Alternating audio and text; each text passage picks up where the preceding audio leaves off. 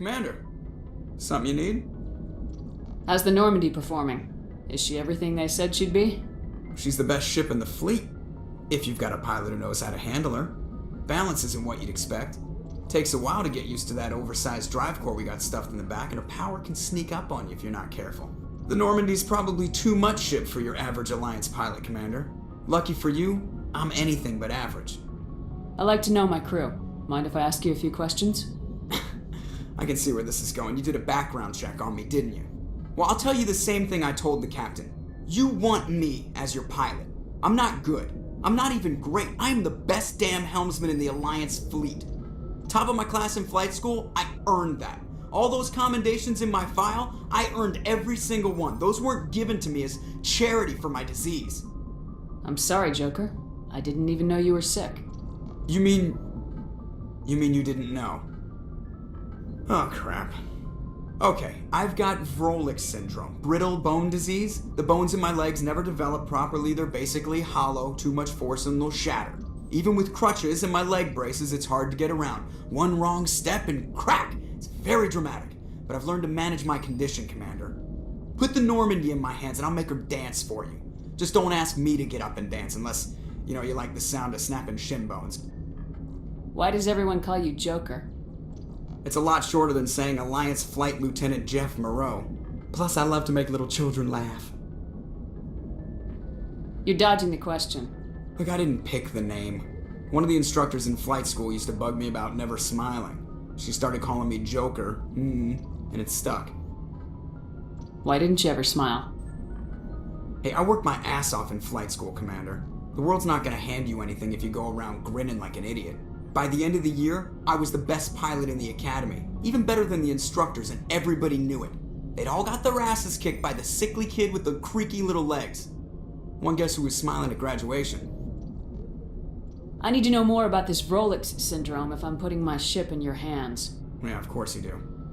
It's an extremely rare condition. Nobody knows exactly what causes it. Genetic, maybe. It's treatable, but there's no cure. They classify my case as moderate to severe. I was born with over a dozen fractures, hip, thighs, ankles. My bones were already breaking in the womb. 100 years ago, I wouldn't have survived past my first year. Lucky for me, modern medical science has turned me into a productive member of society. I'm not trying to make you uncomfortable. Let's talk about something else. Whatever you want, Commander. How'd you end up joining the Alliance? Look, if you're looking for an inspirational tale of the crippled kid overcoming impossible odds, you're gonna be disappointed. My mother was a civilian contractor working for the Alliance. I basically grew up on the Arcturus station back when they were building up the fleets. Spend all that time around Alliance ships, there's a good chance you'll end up going to the Academy. I have to go. If anyone has to take over for Captain Anderson, I'm glad it's you. I'm not sure about having non-humans on our ship, though. We're all on the same team here, Presley. With all due respect, ma'am, that's what they said about Nihilus. Look how that turned out. Speak freely, Presley. I want to know if you have a problem with non-humans. It's not that, Commander. Humanity has always handled its own problems. Saren attacked one of our colonies. We should be the ones to stop him. We don't need their help. Some people think asking for help is a sign of weakness. That's just being stupid and stubborn. No matter how strong you are, allies can make you stronger.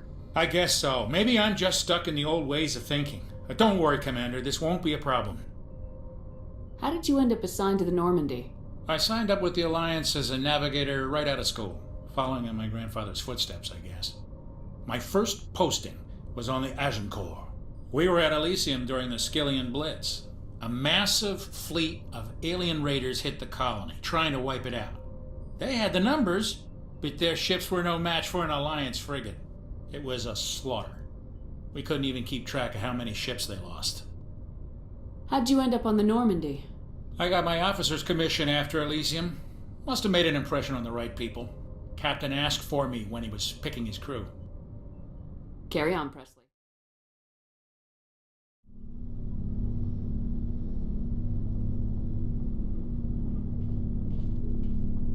Anything you need, Commander? Just trying to get a sense of where the crew's at. Thoughts? I've wasted enough of your time for now, Commander. We'll have time for personal debriefings later. What's your opinion on the last mission? I don't see how we could have done things any better. At least not without getting to Eden Prime sooner. And we were on the scene faster than any other Alliance ship could have been. We'll talk another time, Lieutenant. Nice ship you've got, Shepard. What can I do for you? What's your story, Rex?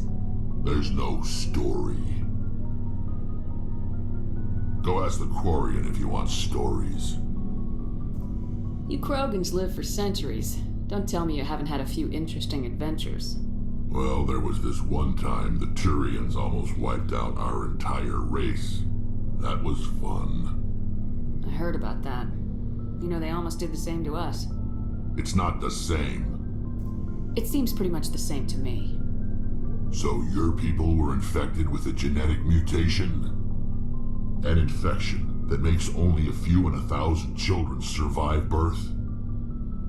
And I suppose it's destroying your entire species? I suppose it isn't all the same. I don't expect you to understand, but don't compare humanity's fate with the Krogan. I was just making conversation. I wasn't trying to upset you. Your ignorance doesn't upset me, Shepard. As for the Krogan, I gave up on them long ago. The genophage infected us, but it's not what's killing us. Are your people really dying? We're sure not getting any stronger. We're too spread out. None of us are interested in staying in our own system. Lots of species have left their homes and prospered. But they go to colonize new worlds. We're not settlers. We're warriors. We want to fight. So we leave. Hire ourselves out. And most of us never go back. What can you tell me about the genophage? Ask the Solarians if you want details. They made it. All I know, it makes breeding nearly impossible. Thousands die in stillbirth, and most never get that far. Every Krogan is infected, every one, and no one's rushing to find a cure. Why don't the Krogan try to find a cure? When was the last time you saw a Krogan scientist? You ask a Krogan, would he rather find a cure for the genophage or fight for credits? He'll choose fighting every time. It's just who we are, Shepard. I can't change that. Nobody can. So long, Rex. Commander? What's your opinion of the last mission? Kinda wish you'd got there sooner, Commander. No offense, I appreciate the rescue. I just wish... You wish we'd been able to save the rest of your unit. Yes, ma'am. If I had been more alert, we wouldn't have been cut down by an ambush. The Geth are perfect ambushers. They don't move, they don't make noise, they don't even breathe. They have flashlight heads, ma'am. I'll make sure it doesn't happen again. Do you have a few minutes to talk? One-on-one? I'm sorry, Commander. I need to get my duties squared away. I wouldn't mind talking more later, though. Dismissed, Chief. Ma'am. Thanks for bringing me on board, Commander. I knew working with the Spectre would be better than life at CSEC. Have you worked with the Spectre before? Well, no, but I know what they're like. Spectres make their own rules. You're free to handle things your way. At CSEC, you're buried by rules. The damn bureaucrats are always on your back. For the most part, the rules are there for a reason. Maybe. But sometimes it feels like the rules are only there to stop me from doing my work. If I'm trying to take down a suspect, it shouldn't matter how I do it, as long as I do it. But CSEC wants it done their way. Protocol and procedure come first. That's why I left. So you just quit because you didn't like the way they do things? There's more to it than that. It didn't start out bad, but as I rose in ranks, I got saddled with more and more red tape. CSEC's handling of Saren was typical. I just couldn't take it anymore. I hate leaving. I hope you made the right choice. I'd hate for you to regret it later. Well, that's sort of why I teamed up with you. It's a chance for me to get off the Citadel, see how things are done outside CSEC. Either way, I plan to make the most of this. And without CSEC headquarters looking over my shoulder, well, maybe I can get the job done my way for a change. If getting the job done means endangering innocent people, then no. We get the job done right, not fast. Got it? I wasn't trying to. I understand, Commander. Hey, Commander, you know that Quarian, Tally? She's been spending all her time down here asking me about our engines. I'll tell her to leave you alone. What? No, she's amazing. I wish my guys were half as smart as she is. Give her a month on board and she'll know more about our engines than I do. She's got a real knack for technology, that one. I can see why you wanted her to come along. I figured she'd be a real asset to the team. You've got an eye for talent, Commander, but I'm guessing that's not why you came down here. Fill me in on the IES stealth system. How does it work exactly? You can't hide a ship out in space. They emit too much heat and radiation. Too easy for sensors to pick them up, unless you find a way to capture those emissions. So our stealth systems trap the energy we give off in storage sinks built into the ship itself. No emissions to give away our location. Eventually the sinks have to be vented. More than a few hours silent running and they overheat. Cook us inside our own hull. There's no way for anyone to detect us? A visual scan can still pick us up. Anyone looking out a window can see us plain as day. But you have to be pretty close to get an actual visual out in space. Most vessels rely on scanners. As long as the stealth systems are engaged, they can't see us.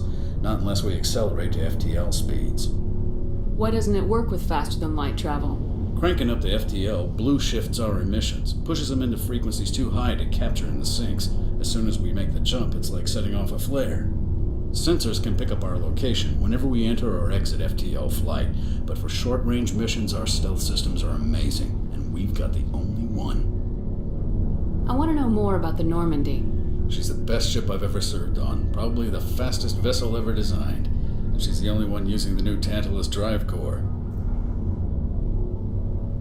What's so special about the Tantalus drive core? Proportionally, it's about twice the size of any other vessel.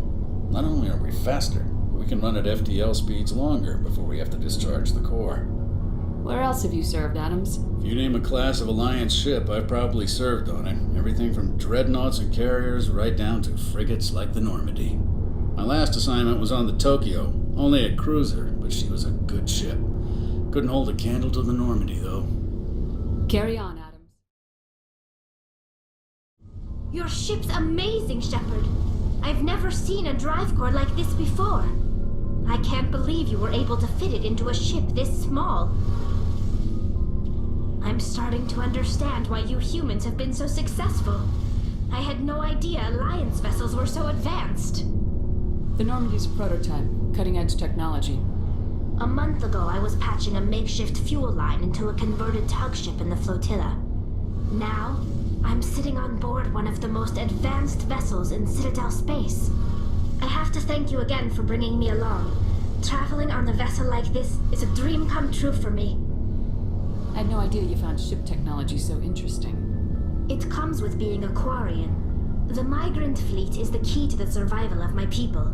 Ships are our most valuable resource. But we don't have anything like this. We make do with cast-offs and second-hand equipment. We just try to keep them running for as long as we can. Some of the fleet's larger vessels date all the way back to our original flight from the Geth. I can't believe your fleet's still using ships that are 3 centuries old. They're constantly being repaired, modified, and refitted. They aren't pretty, but they work. Mostly.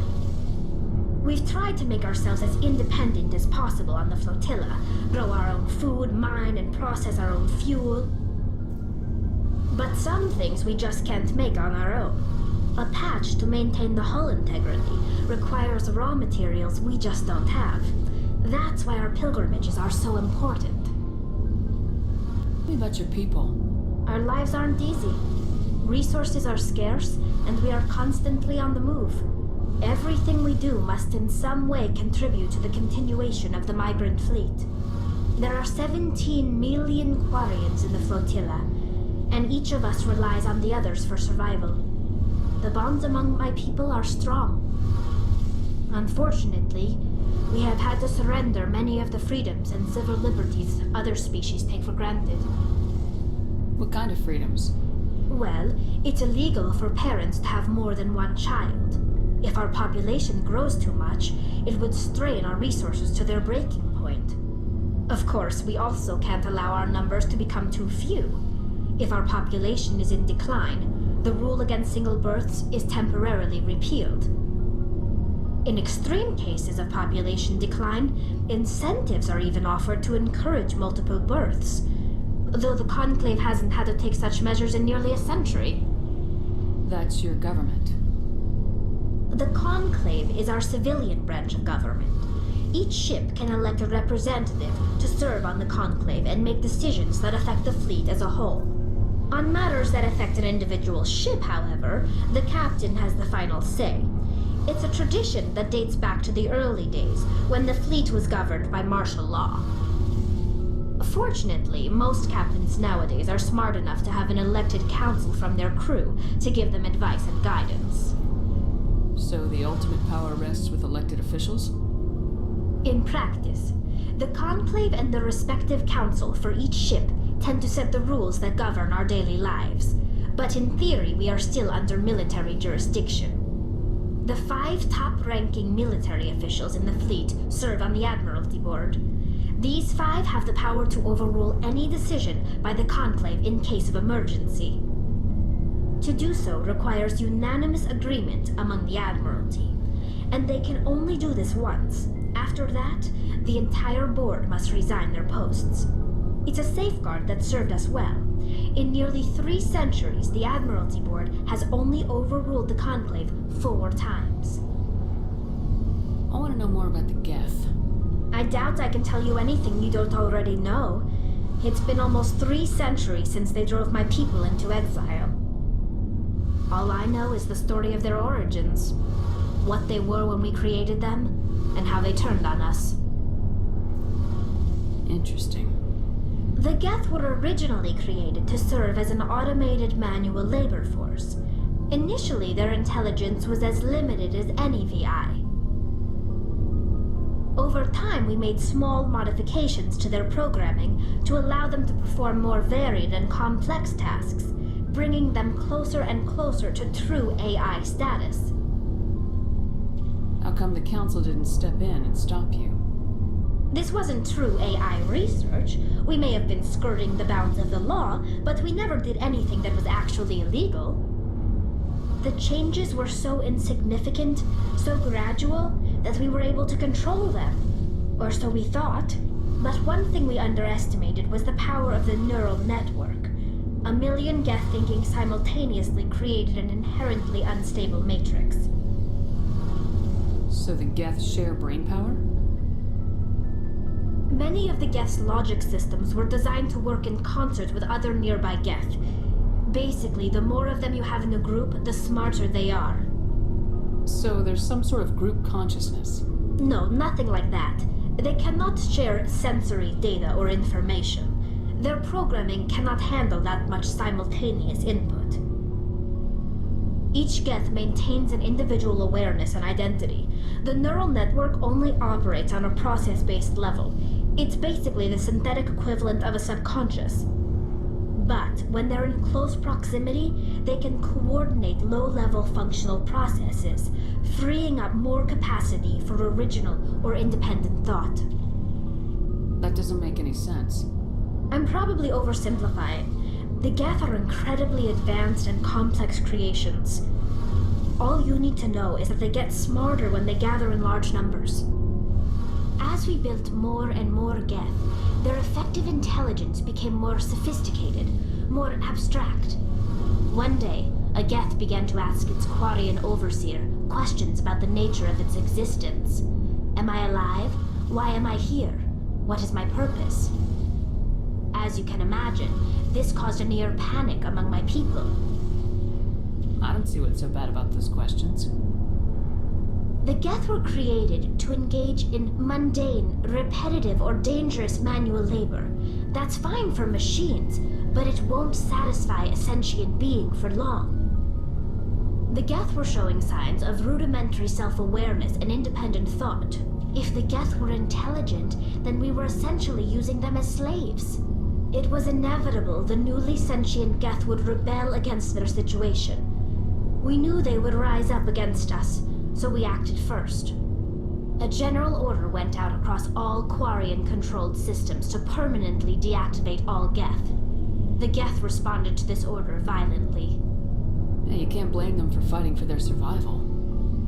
We had no other choice.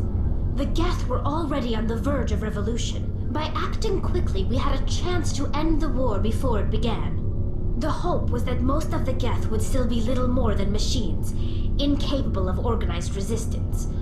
But they had progressed much further than anyone anticipated.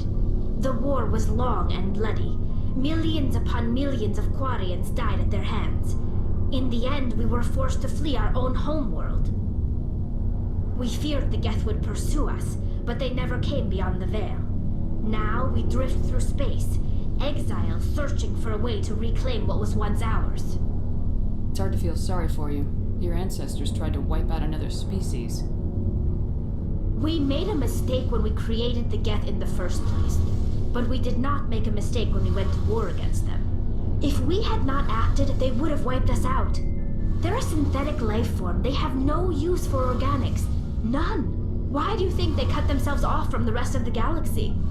Why do you think they've killed every organic being who's ever tried to contact them? They didn't kill Saren. What does that tell you? The Geth are not innocent victims in all this. They're the enemy. They want to destroy us. Not just the Quarians. All organic life. That's why they've joined up with Saren. And that's why we have to stop him. I want to know more about the pilgrimage. When my people reach maturity, we leave our birth ships and seek acceptance with a new crew. It's necessary to maintain genetic diversity among the fleet. But no ship wants to accept someone who will be a burden on them. So, to prove our worth, we embark on a pilgrimage. We set out alone, leaving the flotilla and our families behind us. We only return once we have found something of value we can bring back to the fleet. This is presented as a gift to the captain of the respective ship we wish to join. If the gift is accepted, we are welcomed into the crew. Can a captain choose to reject the gift? That doesn't happen often. Most captains are eager to increase the size of their crew. It increases their own standing in our society. Even when the gift is not particularly valuable, the captain usually accepts it out of a sense of tradition. However, there is a stigma to presenting a substandard gift. It's not the best way to make a good impression on a new community. Most pilgrims don't return until they find something worthwhile. I want to talk about something else. Like what? I should go.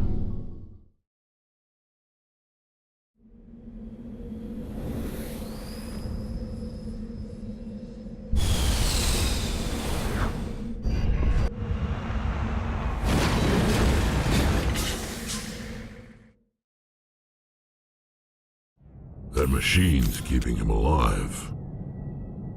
No brain activity. He's dead. His body is nothing but an empty shell. Maybe we should shut the machine down. It's the merciful thing to do. Your call, Shepard. But maybe we should wait until we know more about what's going on before we do anything. Jacob's not going to make it. His brain was deprived of oxygen for too long. There's nothing any of us can do for him now except let him die with dignity. It's what he would want. I'm more worried about Julia now.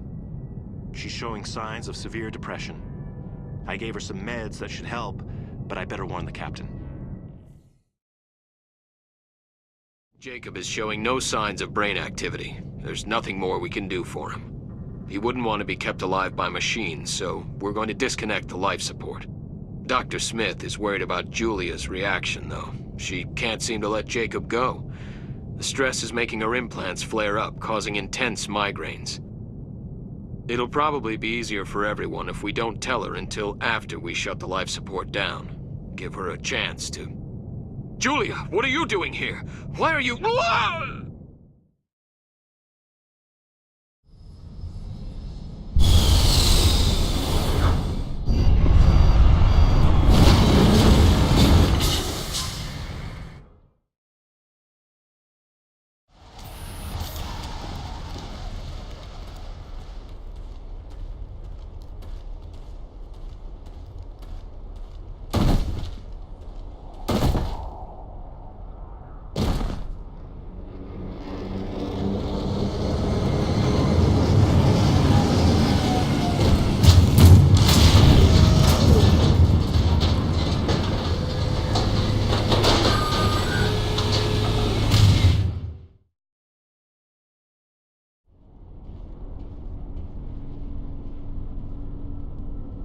Can you hear me out there? I'm trapped. I need help. Are you okay? What happened to you? Listen, this thing I'm in is a Prothean security device. I cannot move, so I need you to get me out of it, all right? Your mother is working with Saren. Whose side are you on? What? I am not on anybody's side. I may be Benezia's daughter, but I'm nothing like her. I have not spoken to her in years. Please, just get me out of here. How did you end up in there? I was exploring the ruins when the Geth showed up, so I hid in here. Can you believe that? Geth beyond the veil! I activated the tower's defenses. I knew the barrier curtains would keep them out. When I turned it on, I must have hit something I wasn't supposed to. I was trapped in here. You must get me out, please! We'll find some way to help you. There is a control in here that should deactivate this thing. You'll have to find some way past the barrier curtain. That's the tricky part. The defenses cannot be shut off from the outside. I don't know how you'll get in here. Be careful. There is a Krogan with the Geth. They have been trying different ways to get past the barrier. Oh, how did you get in here? I didn't think there was any way past the barrier. We have to get you out of here before more Geth arrive. Yes, you're right. I've seen enough of them to last a lifetime. That button should shut down my containment field.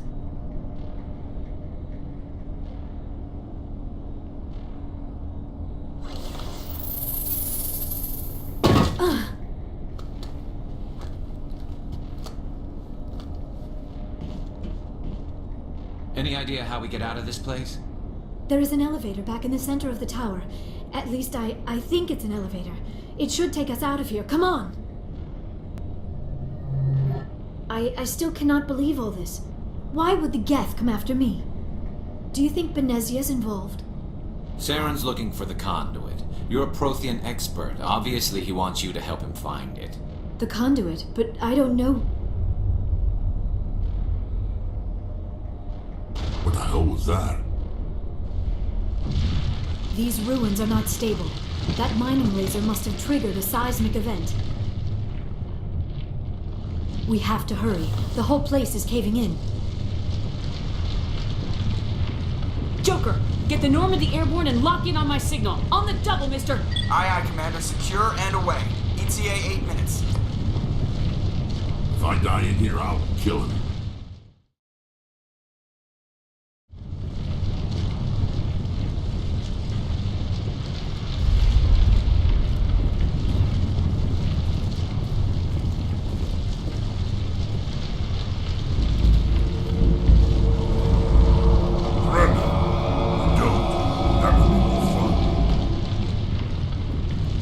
In case you didn't notice, this place is falling apart. Exhilarating, isn't it? Thanks for getting rid of those energy fields for us. Hand the doctor over. Whatever it is you want, you are not getting it from me. She'll stay with us, thanks. Not an option. Saren wants her, and he always gets what he wants. Kill him. Spare the Asari if you can. No, doesn't matter.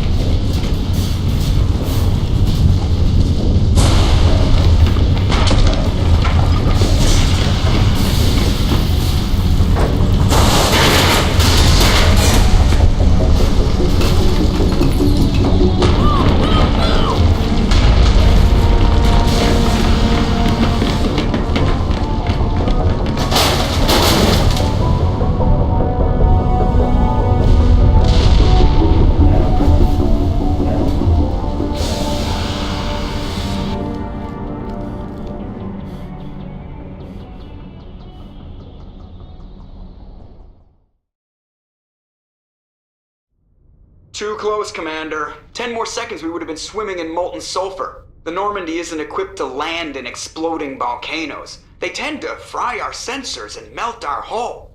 Just for future reference. We almost died out there, and your pilot is making jokes? Joker pulled our asses out of there. I think he's earned the right to a few bad jokes. I see. It must be a human thing. I don't have a lot of experience dealing with your species, Commander. But I am grateful to you. You saved my life back there, and not just from the volcano. Those Geth would have killed me or dragged me off to Saren. What did Saren want with you? Do you know something about the conduit? Only that it was somehow connected to the Prothean extinction. That is my real area of expertise. I have spent the past 50 years trying to figure out what happened to them. Just how old are you exactly? I hate to admit it, but I am only 106. Damn! I hope I look that good when I'm your age. A century may seem like a long time to a short-lived species like yours, but among the Asari I am barely considered more than a child. That is why my research has not received the attention it deserves. Because of my youth, other Asari scholars tend to dismiss my theories on what happened to the Protheans. I've got my own theory on why the Protheans disappeared. With all due respect, Commander, I have heard every theory out there. The problem is finding evidence to support them. The Protheans left remarkably little behind. It is almost as if someone did not want the mystery solved. It is like someone came along after the Protheans were gone and cleansed the galaxy of clues. But here is the incredible part. According to my findings, the Protheans were not the first galactic civilization to mysteriously vanish. This cycle began long before them. Where'd you come up with this theory? I thought there wasn't any evidence. I have been working on this for 50 years. I have tracked down every scrap and shred of evidence. Eventually, subtle patterns start to emerge, patterns that hint at the truth. It is difficult to explain to someone else. I cannot point to one specific thing to prove my case. It is more a feeling derived from a half-century of dedicated research. But I know I'm right, and eventually I will be able to prove it. There were other civilizations before the Protheans. This cycle has repeated itself many times over. If the Protheans weren't the first, then who was? I don't know. There is barely any evidence on the Protheans, even less on those who came before them. I cannot prove my theory, but I know I am right. The galaxy is built on a cycle of extinction. Each time a great civilization rises up, it is suddenly and violently cast down. Only ruins survive. The Protheans rose up from a single world until their empire spanned the entire galaxy. Yet even they climbed to the top on the remains of those who came before. Their greatest achievements, the mass relays and the Citadel, are based on the technology of those who came before them. And then, like all the other forgotten civilizations throughout galactic history, the Protheans disappeared. I have dedicated my life to figuring out why. They were wiped out by a race of sentient machines, the Reapers. The Reapers? But I have never heard of. How do you know this? What evidence do you have? There was a damaged Prothean beacon on Eden Prime. It burned a vision into my brain. I'm still trying to sort out what it all means. Visions? Yes, that makes sense. The beacons were designed to transmit information directly into the mind of the user. Finding one that still works is extremely rare. No wonder the Geth attacked Eden Prime. The chance to acquire a working beacon, even a badly damaged one, is worth almost any risk.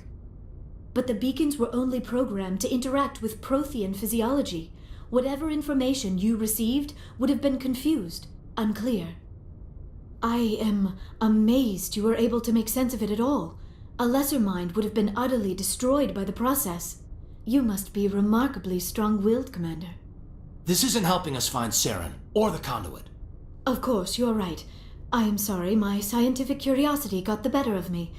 Unfortunately, I do not have any information that could help you find the conduit, or Saren. I don't know why Saren wanted you out of the picture, but I think we'll be a lot better off if we bring you along. Thank you, Commander. Saren might come after me again. I cannot think of anywhere safer than here on your ship. And my knowledge of the Protheans might be useful later on. And her biotics will come in handy when the fighting starts. Good to have you on the team, Liara. Thank you, Commander. I am very grateful. Oh, I am afraid I am feeling a bit lightheaded. When was the last time you ate, or slept? Dr. Chakwa should take a look at you. It is probably just mental exhaustion, coupled with the shock of discovering the Protheans' true fate. I need some time to process all this. Still, it could not hurt to be examined by a medical professional. It will give me the chance to think things over. Are we finished here, Commander? We can talk again after you've seen the doctor. The rest of you, dismissed. Mission reports are filed, Commander. You want me to patch you through to the Council? Patch him through, Joker. Setting up the link now, Commander. Received your report, Commander. I understand Dr. T'Soni is on the north. I assume you're taking the necessary security precautions. Liara's on our side. The Geth were trying to kill her. Benezia would never allow Saren to kill her daughter.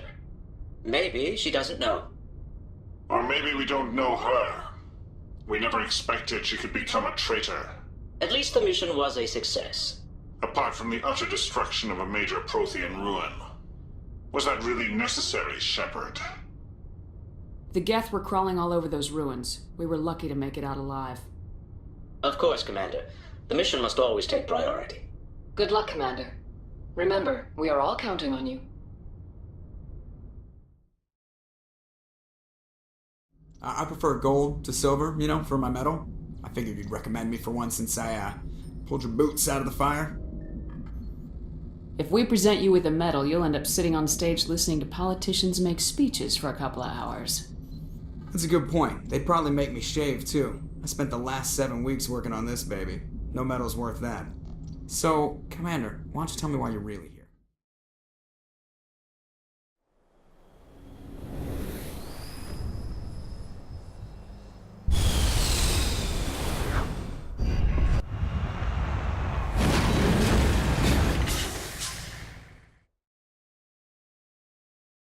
According to the log files, the ship was out near the Perseus Veil. Looks like they found some kind of alien artifact.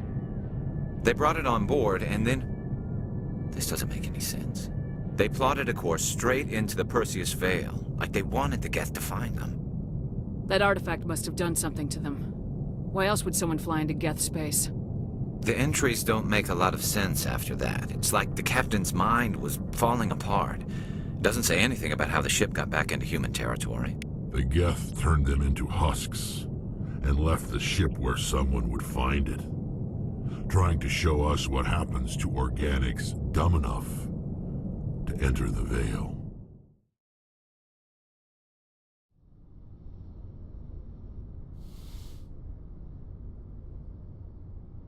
Commander, are you coming to check up on me? You look much better. How are you feeling? Dr. Chakwas assures me I am going to be fine. I was impressed with her knowledge of Asari physiology. You're in good hands. Dr. Chakwas knows what she's doing. I never properly thanked you for saving me from the Geth, Commander. If you hadn't shown up, I'm just glad we got there in time. So am I. I know you took a chance bringing me aboard this ship. I have seen the way your crew looks at me. They do not trust me. But I am not like Benezia. I will do whatever I can to help you stop Saren. I promise. Don't worry, Liara. I trust you. I know you won't let me down. It means a lot to hear you say that, Commander. Thank you. Tell me about yourself, Liara. Me? I am afraid I am not very interesting, Commander.